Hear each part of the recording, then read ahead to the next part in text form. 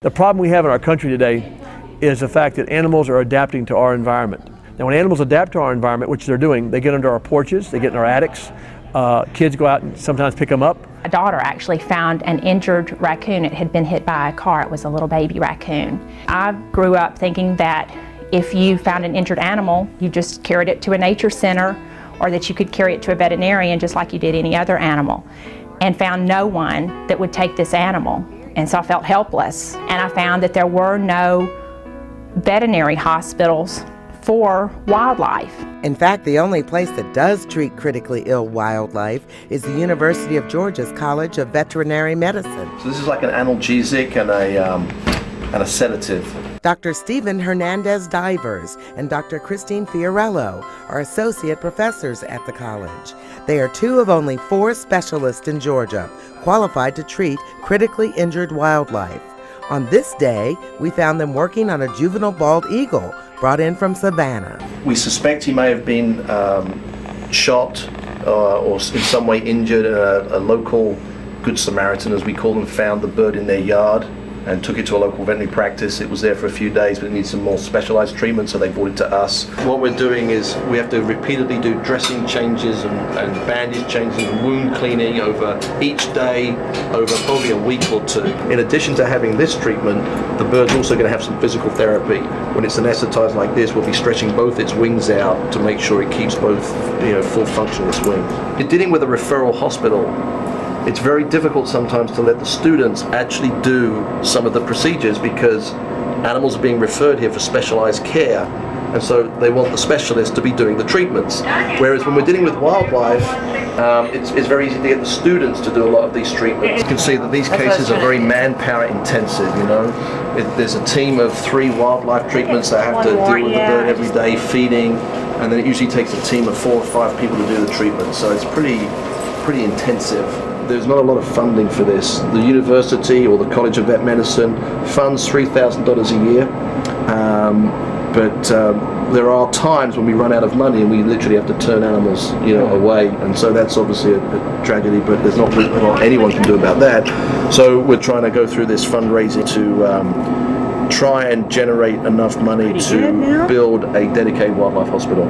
The University of Georgia College of Veterinary Medicine will provide the veterinarians for the hospital. We're raising $3.5 million to construct an 11,000 square foot facility. The donation to GROW will be approximately a 5-acre site. We're working with them to create the site plan. You don't have just the GROW Center sitting out by itself taking care of animals. Nobody knows what they're doing. I think the link with the Nature Center is an amazing one where thousands and thousands of kids can start to learn what happens, how they're cared for, and the good things that are being done. And the fact that we can unite those two within the core of Friendship Village, which has a big environmental focus to it and a big educational focus to it, is just an amazing fit for us. Not only is it going to help Cochrane Mill Nature Center, but it's going to help other rehabilitation centers. It's going to help individual rehabilitators. There are individuals who do this out of their house at their own cost. This will be a major magnet and attraction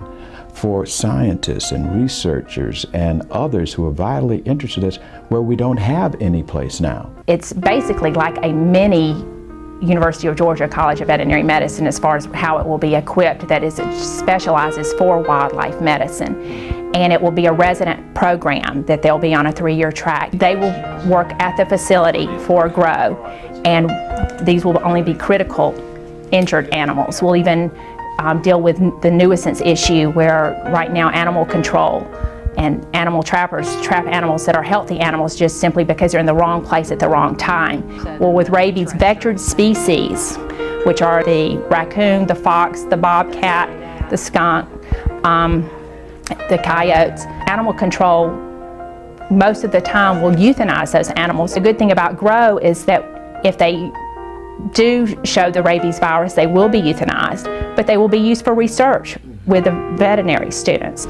But in turn, the animals, once we get them past the critical stage, will be passed on to the different wildlife rehabilitators in the state. And we do intend to provide training. The idea is an ingenious idea of them doing this facility first and then sending them out to rehabbers. There are rehabbers that can take these animals when they're medically fit to put them back out in the wild.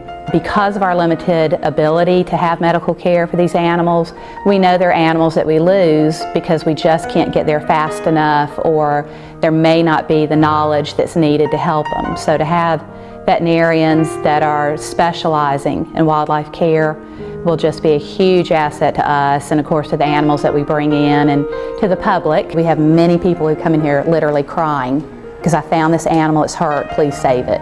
So there's going to be a better chance of that happening once Grow gets here. If people just knew more information and had a resource to get that information, they would be much better stewards. Everybody heartfelt cares for wildlife, but they don't know how to care properly. And I think that's at the core of the mission of Grow. We care about the fact that we're clear-cutting rainforests in South America. We care that animals are dying in Africa or animals that are dying in Asia. But in Georgia, we don't seem to care that we're clear-cutting or that we're destroying habitats in Georgia and that we're killing animals needlessly. We don't want to separate them totally and have people here and wildlife here. We like to create communities that interlink the two together, where people can learn about wildlife, but the wildlife are not negatively impacted and forced into tiny little corridors or forced out of their habitat. So if we don't care about them, we don't care about each other. You know, if you're going to go out and kill a snake just because it's in your yard, why are you going to care about anybody else? If you look at what happens when you have no trees, and you have no water, which is Georgia's going through right now, you have no clean air, then you have loss of wildlife. And then what do you have after that? You have loss of human life. I've been very, very proud to be able to go to work here in Congress and get some money and seed money to get this moving, and we'll continue to do so. But the more that the community can help, the more that we in Congress can help to preserve our animals and our wildlife with Grow.